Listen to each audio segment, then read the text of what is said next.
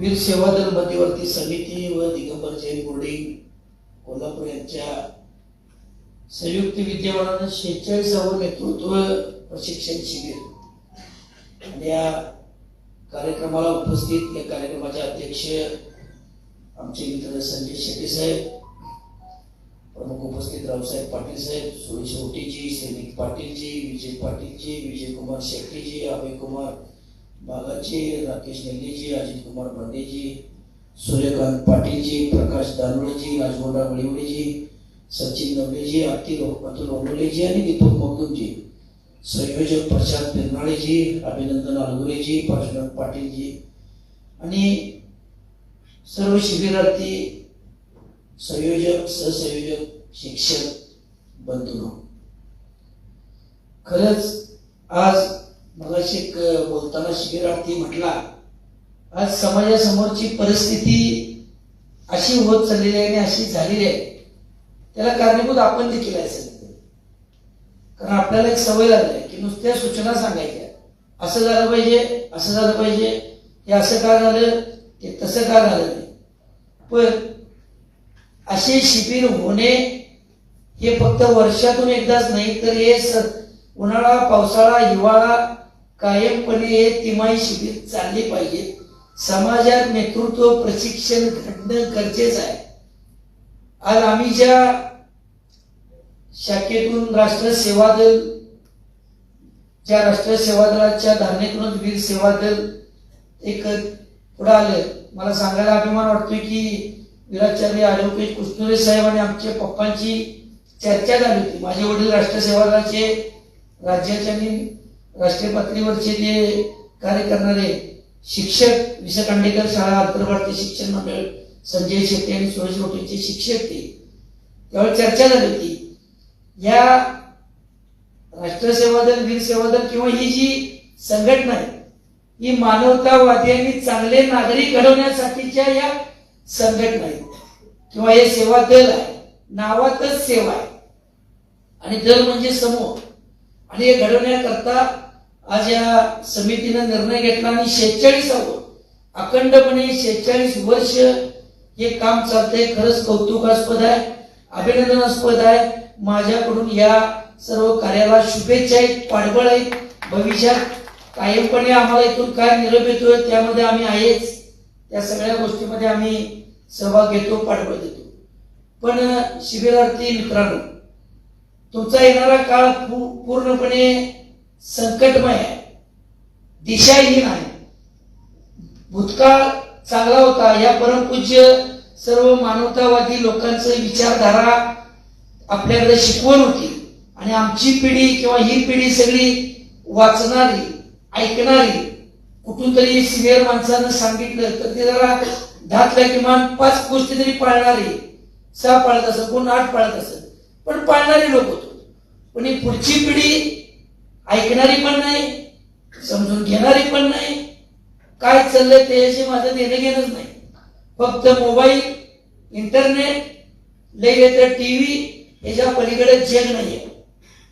आई वडिलांनी कसं आपल्याला उभा केलं, कसं मुनी महाराजांनी आपलं योगदान दिलं, कसं महामानवांनी कष्ट सोचलं, कसं समाज सुधारक लोकांनी आपल्यासाठी त्याग केला, ही समाज रचना चांगली करण्याकरता, आणि आपल्या समाजातील मान्यवर माणसं किती धडपडतात की चांगली व्यवस्था होण्याकरता कित्येक लोकांनी योगदान दिले. त्यात महिला, पुरुष कित्येक लोक आहेत.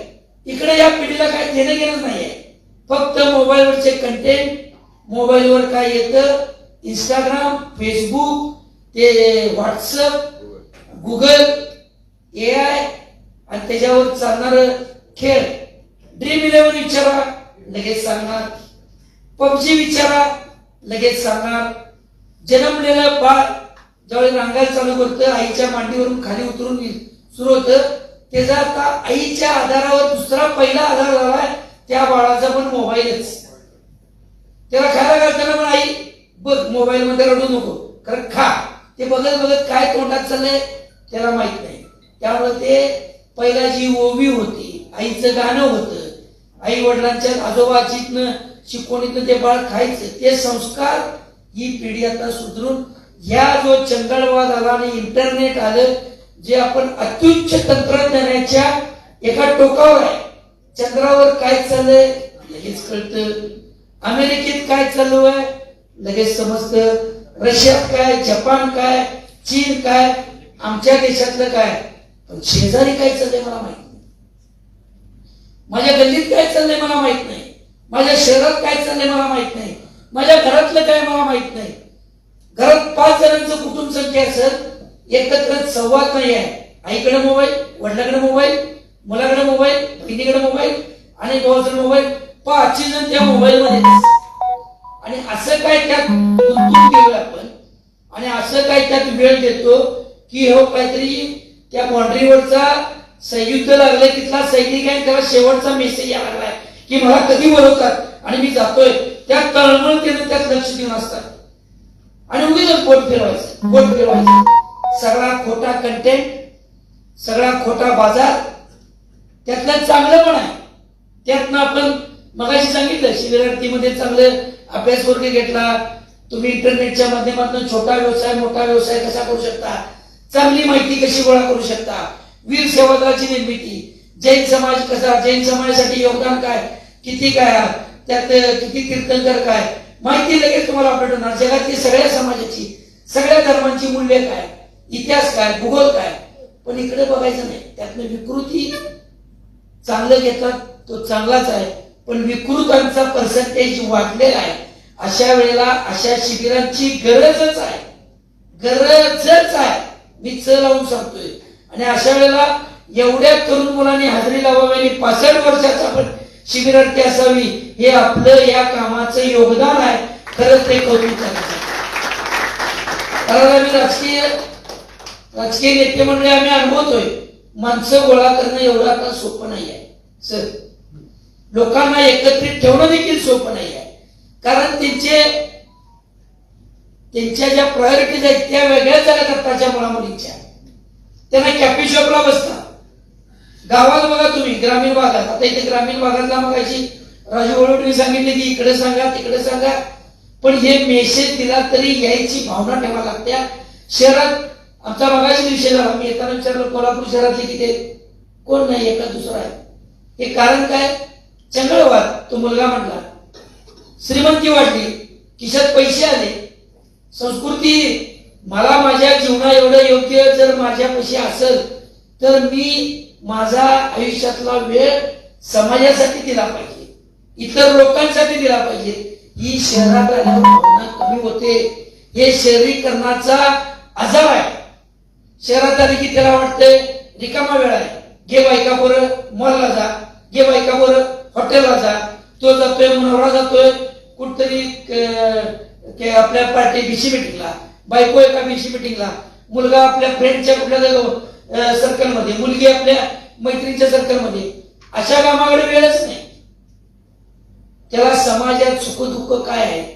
आपल्या घरातला कार्यक्रम मोठ्याने करणार, लाखो रुपये खर्च करतील, पण पलीकडच्या भिंतीमध्ये कोण आजारी आहे, कोण दुःखी आहे, त्याला 2 टाइम खायचं मिळते का नाही, इकडे बघायला वेळ नाही. असं शहरीकरण, हे शहरीकरण जास्त वाढलं आणि ही विकृती वाढल्या. माणूस इंटरनेटमुळे जग जवळ आलं. जगातला कुठलाही माणूस, आमच्या घरातला मुलगा जपानला शिकतोय, ऑस्ट्रेलियाला शिकतोय, अमेरिकेत शिकतोय, रोज एक व्हिडिओ कॉल होतो. पण माणूसच माणसाबद्दल लांब गेला. शेजाऱ्याची चौकशी नाही, एकमेकाच्या सुखदुःखाची चौकशी नाही. समाजात चुकीचे काय घडाले तिकडे मला काय करायचं आहे, मला काय घेणं देणं पडले, माझ्यापर्यंत आलंय का, माझं नीट चाललंय ना. हे असं करत करत करत जग एका विकृत सगळ्या लोकांच्या असं वेढलं गेले. अशा वेळेला अशा मुनी शांतीसागर महाराजांचा असं आचार्य किंवा बाबासाहेब पुतळे साहेबांनी जी विचारधारा आपल्या समोर ठेवल्या, ही पाळणं म्हणजे आज आचारसंहिता जीवनाची बनवूनच घेतली पाहिजे आपल्याला. तर येणारा काळ हा भविष्य चांगलं राहील आणि आपली जी पुढच्या पिढीला खूप धोका आहे. आज तुमच्याकडे पैसे असतील, गाडी असेल, पण डोक्यात विचार चांगले नाही, तुमचं समाजभान चांगलं नाही, मनात भावना चांगली नाही, एवढी घाण विचारधारा झालेली आहे. नात्यामध्ये विकृती वाढलेली आहे. आजोबाच्या वयाचा माणूस नात काय आणि आजोबा काय हे कळना झालंय. महिलांच्यावर अत्याचार किती वाढले, व्यसनाधीनता वाढली, व्यसनाचे मार्ग प्रत्येकाच्या बोटापर्यंत येऊन थांबल्यात. तुम्हाला मोबाईलवर आता गांजा मिळतो, मोबाईलवर रेमडी पावडर मिळते, मोबाईलवर इंजेक्शन मिळतात. ही तरुणाई सगळी तिकडे वाद चाललेली आहे. त्यात मुलं मुली सगळीच सारखी आहेत. जिथं अभ्यास वर्ग वाढले पाहिजेत, ज्या ठिकाणी चांगले संस्कार आपल्यासाठी प्रशिक्षण वर्ग वाढले पाहिजेत, कॅफे शॉप वाढले, लॉजिंग वाढले, समाजात विकृतीची साधनं वाढलेली आहेत.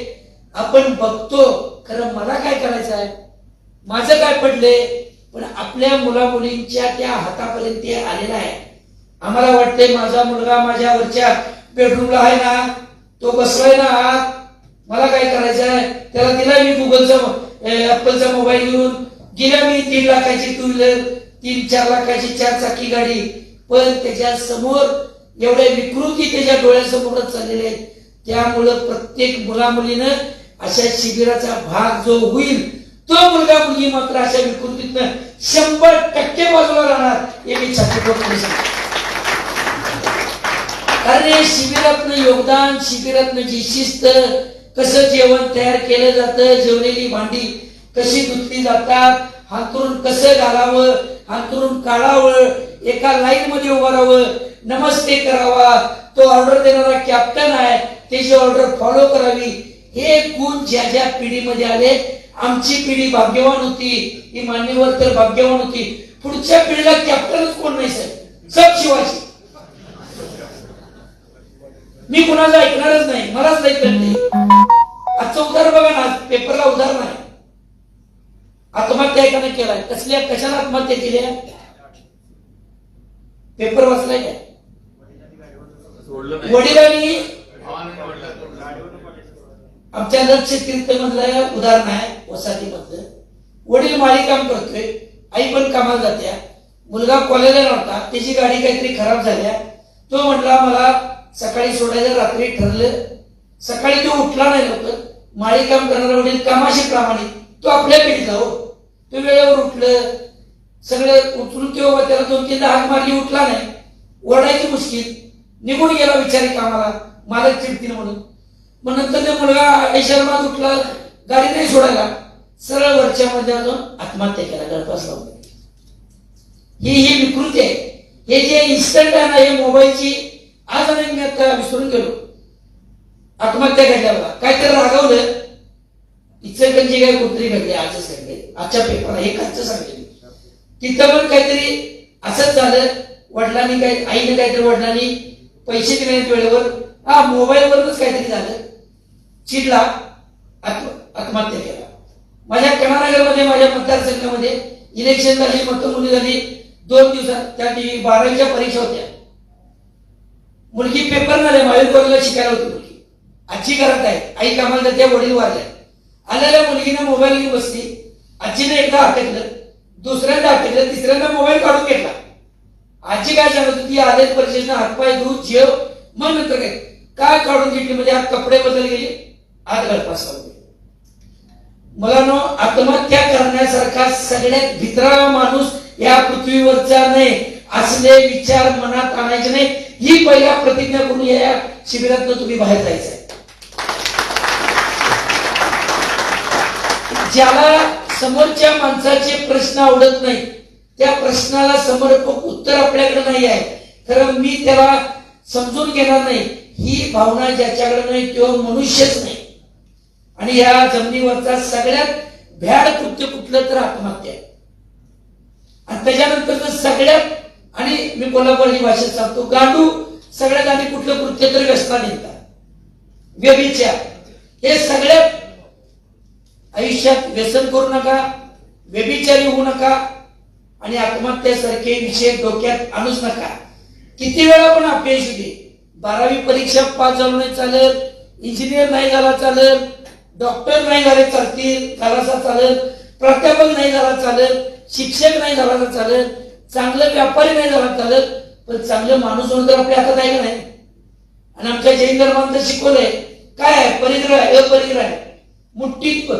मुठीत येईल तेवढं कोटाची आपली भूक केवढी आहे, आपला अंतरंगच केवढा आहे. आपला जन्म ज्या मातीतनं झालाय, ज्या नैसर्गिक प्रक्रियेतनं आई वडिलाच्या आईच्या गर्भातून आपण जन्म घेतो. भूक म्हणजे काय, त्या भुकेसाठी किती पैसे मिळवायचे, किती यश मिळवायसाठी आपण खोटं खोटं खोटं स्वप्नाच्या मागे पळायचं आणि मग एका टोकाला जाऊन ते काय नाही झाले की आपण आपलं नैराश्य अपयश लपवायसाठी प्रचंड व्यसनात हिंडतं आणि मग चुकीचं कृत्य करायचं. असलं करणं म्हणजे आपण आपल्याला स्वतःला फसवलो, घराला फसवलो, आपल्या समाजाला फसवलो. त्यामुळे ह्या कृत्यामध्ये अडकायचं नाही. आणि या प्रशिक्षण वर्गातनं जे नेतृत्व तयार होणार आहे त्यांनी इथून पुढच्या काळामध्ये मी 10 तरी कार्यकर्ते तयार करीन या विचाराची. माझ्याकडे 10 नाही, 5, 4, 1 जरी कार्यकर्ता तुम्ही अशा विचाराचा तयार केला, तो या देशाचा चांगला नागरिक बनला तरी कायदा सुव्यवस्थेला त्याचा फार उपयोग आहे. आपण सगळी मंडळी कायदा पाळतोय म्हणून पोलीस खात्याचं चालतंय, म्हणून न्यायालय चालल्या. कायदा मोडणाऱ्यांची संख्या कमी आहे, विकृत माणसांची संख्या कमी आहे, कायदा पाळणाऱ्यांची संख्या जास्त आहे. म्हणून तर हे बॅलन्स चाललाय.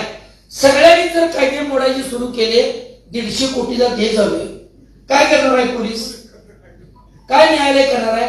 पण बहुतांश लोक आपण अशा मानवतावादी विचारानं, चांगल्या विचारानं, चांगले संस्कार ऐकलेल्या विचारानं चालतोय. म्हणून हे जग, या देश चाललाय त्याचा तुम्ही घटक बना, त्या प्रक्रियेत या. इथून पुढचा काळ विकृतीचा आहे. नावं ठेवत बसू नका. चांगलं काय दिसत नाही म्हणून नावं ठेवायचं नाही, त्यातला चॉईस काय करायचा आहे आणि मी काय चांगलं चालवायचं आहे हे बनून पुढच्याच्या चुका किती रेष लहान आहे पेक्षा सांगण्यापेक्षा आपलीच रेष मोठी मारायची, पुढची रेष आपोआप बारकी दिसायला चालू होत्या.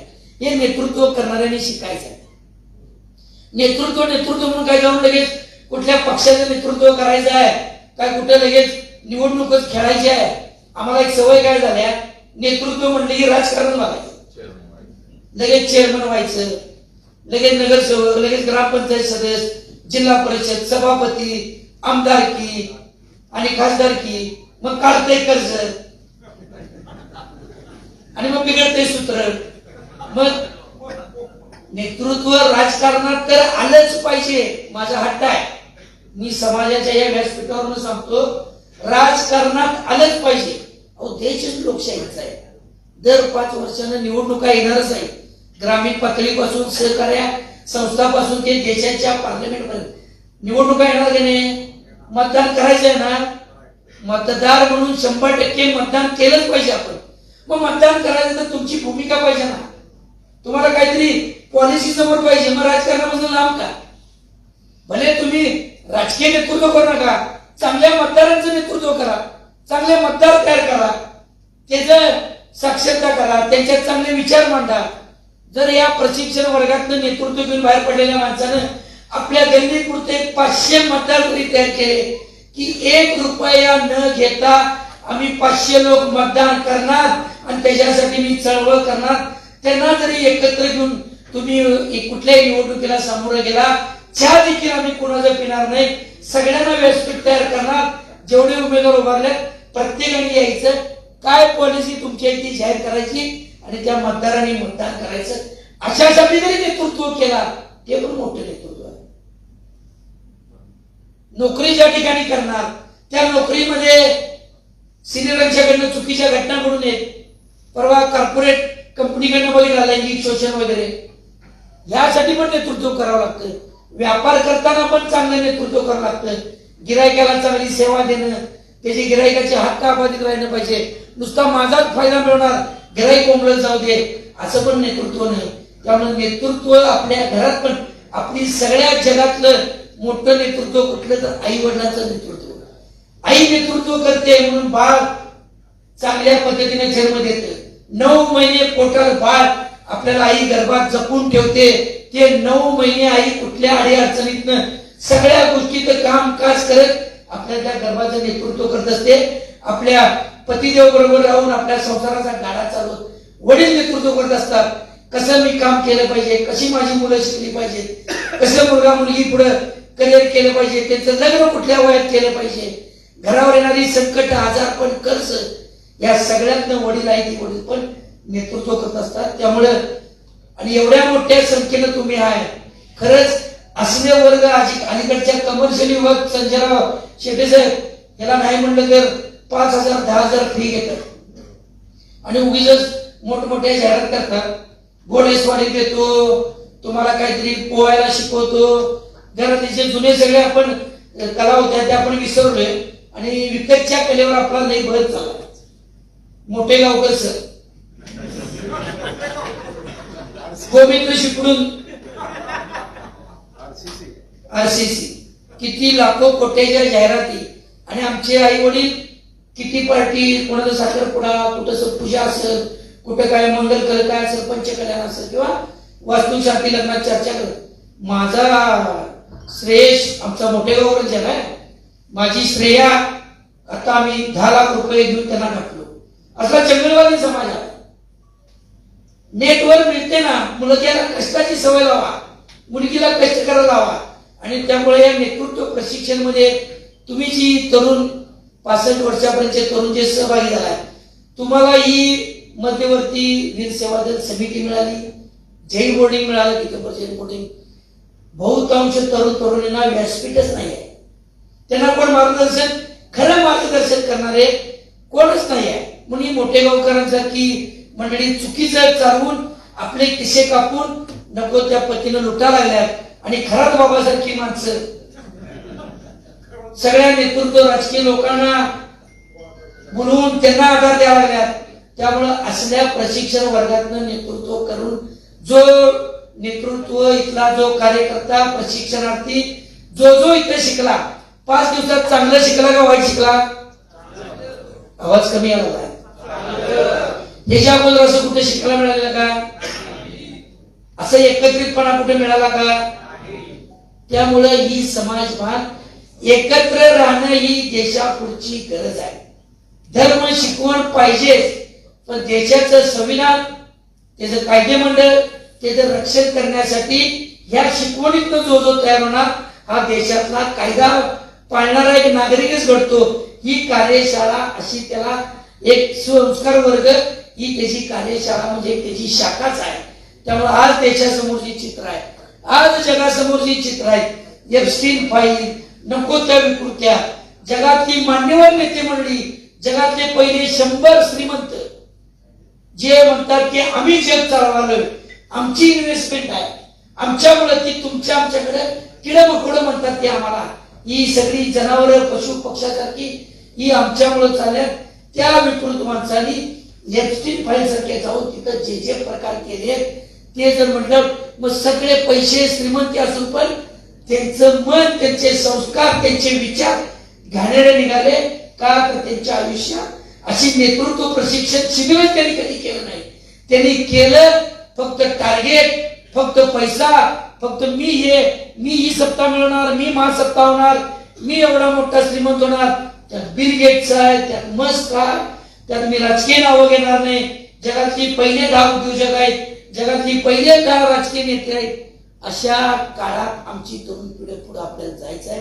त्यामुळे येणाऱ्या काळात अशा प्रशिक्षण वर्गाची अत्यंत गरज आहे. आणि ते जे शिकलात ते तुमच्या कृतीत आणणं गरजेचं आहे. म्हणून 5 दिवस मला कुठं काम नव्हतं, गावातले कोणतरी सर याचा गिरे उगी त्यांना तोंड काय दाखवायचं म्हणून आलोय, असं काय झालंय का? आवाजच कमी, हा कवर करून सांगा नाही म्हणून. मग इथे जे शिकला ते पाळणार. यातनं जो तुम्ही कोणी तुमच्या जीवनात चांगला यशस्वी डॉक्टर, इंजिनियर, शिक्षक, चांगला राजकारणी, चांगला व्यापारी बनला तर तुम्ही ज्यावेळी यशस्वी व्हाल, यशस्वी म्हणजे काय लय मोठं नाही, माझं कुटुंब आणि मी माझ्या पुरता व्यवस्थित जगू शकतोय, निर्व्यसनीनं व्यभिचार न करता, तो यशस्वी. 100 कोटी मिळवलं, 10 कोटी मिळवलं म्हणजे यशस्वी नाही. MBBS झालं म्हणजे यशस्वी नाही. MBBS होतंय आणि डोळ्याला एवढा भिंगाचा चष्मा आहे, 100 मीटर पण पळू शकत नाही, 100 मीटर पण चालू शकत नाही. काय करायचं? सशक्तच नाही. सगळे पैसे हजाराला, 100 कोटी रुपये, पण सकाळी नाश्ता पण करता येत नाही. सकाळी 4 गोळ्या, दुपारी 4 गोळ्या, संध्याकाळी 4 गोळ्या, समाधानच नाही. त्यामुळे या शिबिर वर्गातनं जे समाधानाच्या, ज्या संस्काराच्या गोष्टी सांगितल्या, तुमच्या प्रत्येक ज्या क्षेत्रात तुम्ही जाईल त्या क्षेत्रामध्ये तुम्ही ते जर अवलंब करा. नक्कीच तुम्ही पुढच्या येणाऱ्या 5-10 वर्षात यातला एक किमान कित्येक मुलं या व्यासपीठावर आल्याशिवाय राहणार नाहीत हा माझा विश्वास आहे. इथं म्हणजे बसल्यात ते अशाच विचारातनं अशाच शिबिरातनं कुठेतरी सगळ्या वर्गातून प्रत्येक जण गेलेला पुढे आणि आपापल्या क्षेत्रामध्ये प्रत्येक जण इथं पुढे पण बसलेली लोक आहेत. प्रत्येक जण आपापल्या क्षेत्रामध्ये नाव उल्लेखनीय काम करत आहे. माझ्यासारखा कार्यकर्ता तर या सेवादल, राष्ट्रीय सेवादल, वीर सेवादलाचं पण आम्ही ऐकतोय. मी शिबिर केल्या 10-20 हजारांचं मुलांचं आम्ही नेतृत्व केले. ही परेड, क्रांती गीतं, लेझिम, झाजपथक, बर्ची, एरोबिक्स, राष्ट्रपती आमचे राष्ट्रीय सेवादला 50 वर्ष झाले, 50,000 कार्यकर्त्यांचा मेळावा होता, ते लीड केलेले आम्ही. सदर बाजार विचारणामध्ये शाखा आज देखील चालते. ज्या ठिकाणी तिथल्या गेल्या 25 वर्षापूर्वी कोल्हापूरच्या लोकांना माहिती आहे त्या भागाचं नाव म्हणजे ब्लॅकलिस्ट मध्ये होतं. पण तिथं मी अशाच शिबिरातनं वडिलांनी मला एका शिबिरात नेलं. मी बाहेर जाई फिरतोय, वावरतोय. 12वी झाल्या सावंतवाडीला शिबिर होतं, असंच शिबिर. त्या शिबिरात गेलो आणि त्या सदर बाजार विचारमाळा कदमवाडीतली मुलं होती, मुलं मुली. तिथला जे मित्र त्यांचे झाले, तिथलं त्या ग्रुपमध्ये गेलो, ते तिकडचाच झालो. तिथं माझं स्वतःचं मतदान नाही. मी राहतो शिवाजी पार्कला. तर आज गेली 5 टर्म आम्ही राजकीय नेतृत्व तिथं करालोय. त्याची कार्यशाळा म्हटलं तर असा प्रशिक्षण वर्ग, सेवादल शिबिरच त्याची मूळ बेस आहे. नंतर पक्ष नेते आमचे बंटी साहेब हे सगळं त्यानंतरचं ट्रेनिंग दिलेलं आम्हाला चालना असेल. तुम्ही एकदा पोहायला लागला, एकदा चांगलं तुम्ही शिकायला लागला किंवा धडपड करायला, तुम्हाला आपोआप वाटा चांगल्या चांगल्या होत जातात. जर विकृतीकडे गेला तर त्याच्यापेक्षा नुसते खड्डे, एक खड्डा भरण्यासाठी दुसरा खड्डा, तिसरा खड्डा आणि नंतर शेवटचा खड्डा असा असतो, त्याच्यावर मातीच घालावं लागते. आणि मग आपलं आयुष्य संपलं. काय नाही, 3 दिवस रडतात. आता कुणाला वेळ पण नाही, आपल्या आपल्या कामाला बरं लागतं.